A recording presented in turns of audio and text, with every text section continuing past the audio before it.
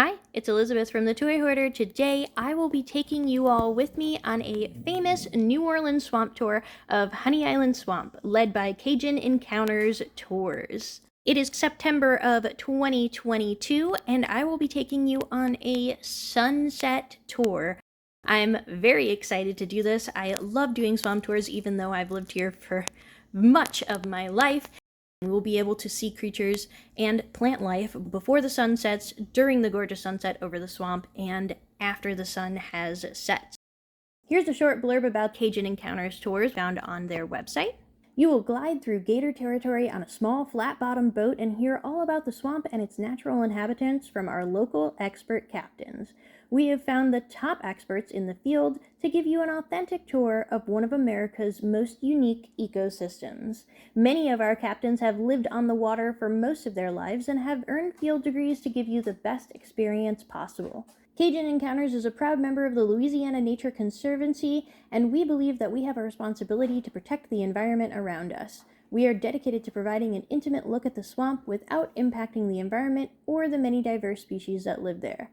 On every tour, you'll have the chance to see alligators, wild boar, raccoons, snakes, owls, egrets, and more, all in their natural habitat, just a few feet away from your boat. One of the major big changes I think that's been made both at Cajun Encounters Tours and at several other tour companies is the type of food that's fed to the alligators along the tour. So if you guys have ever done a swamp tour before or heard about it, what they used to do is feed them hot dogs and marshmallows. Unfortunately, having this much human food in their diet was not very good for them, especially with how often they were eating it for all of these tours that came through. So now, the tours are feeding the alligators protein pellets, which are created for alligator farms as well as zoos and other tour companies like this. So it does look a little bit strange, the type of food that's being thrown to them and that they are eating, but it is actually both healthy and good for them. So very exciting news on that. Alright guys, the boat is fairly quiet for the most part and moves pretty slow through these tours, so we're able to see a ton of different wildlife up close and without scaring them. We also get to feed a few of them. Well, the tour guide gets to feed a few of them, but we get to watch as these alligators and other animals interact with the food and whatnot, and interact with each other as well. So this is pretty cool, you guys. I am going to give you a few facts about alligators and a few of the other species around here, kind of like the tour guide did, but in nowhere near as much depth.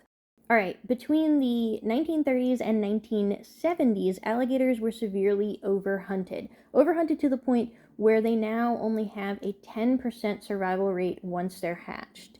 So another thing that contributes to the population decrease are things like predators. The great blue heron is the apex predator of this river system, and it eats basically anything it can swallow. And some of these things you wouldn't even believe how large of things this bird can swallow. It's pretty crazy.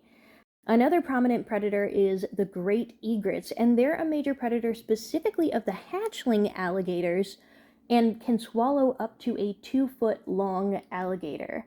So, alligators, when they hatch, are 6 to 8 inches long, and they grow about 1 foot per year for about 8 to 10 years. It's a little different with males and females. Generally, the males will keep growing throughout their lifetime and getting larger and larger, but the female growth does get stunted earlier than the male growth. They do reach a plateau growth point and stop growing.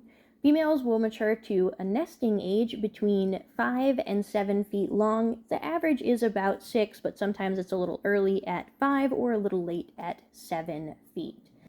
Larger alligators can go 3 to 4 months a year without eating. And this is usually obviously during the winter when there are fewer food sources available and when they need to start lowering all their body systems and moving around less. So, as it gets colder, the alligators can shut down their metabolism. They can't fully hibernate in a river most of the time because of the currents that are always moving through the river, so it's dangerous for them to be asleep and traveling through these currents.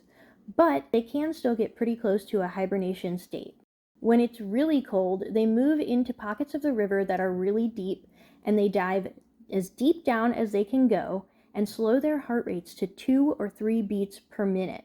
Then they only come up for air once a day. So it's real close to hibernation, but they're not quite asleep for the whole time. If it does get cold enough for the water to freeze, which rarely happens in Louisiana, but can very occasionally happen, when it does, they will actually freeze their face into the ice and air breathe until the fall. And at this point, they will hibernate because the currents will not move them through because they are now actually frozen into the ice.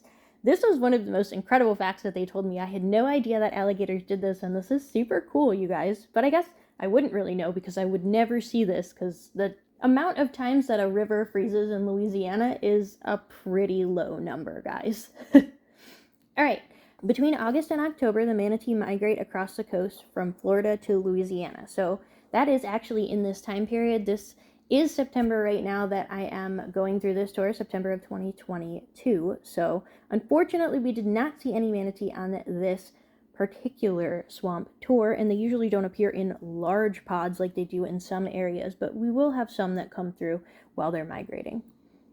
Also, the area upriver is where a lot of people like to catch crawfish. That's our state crustacean. They are a freshwater crustacean, while things like shrimp and crab are found closer to the lake in a more brackish or saltwater type environment. Some of the plants that you may find commonly in Honey Island Swamp, as well as, of course, being seen in this video, include rice, elephant ears, which is not a funnel cake at a carnival. It is actually a plant with a very large leaf. Cypress trees, and of course the cypress knees being the roots that come up above the water of these cypress trees, and black willow trees. There are, of course, tons of other species of both plants and wildlife that you can encounter in these tours, and tons that we are going to see in this video.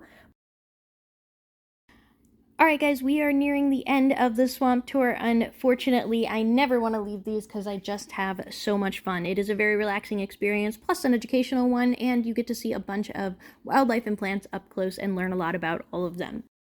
So, I hope you enjoyed this tour with me. I am going to show you a few more things inside of the Cajun Encounters Tour's main buildings.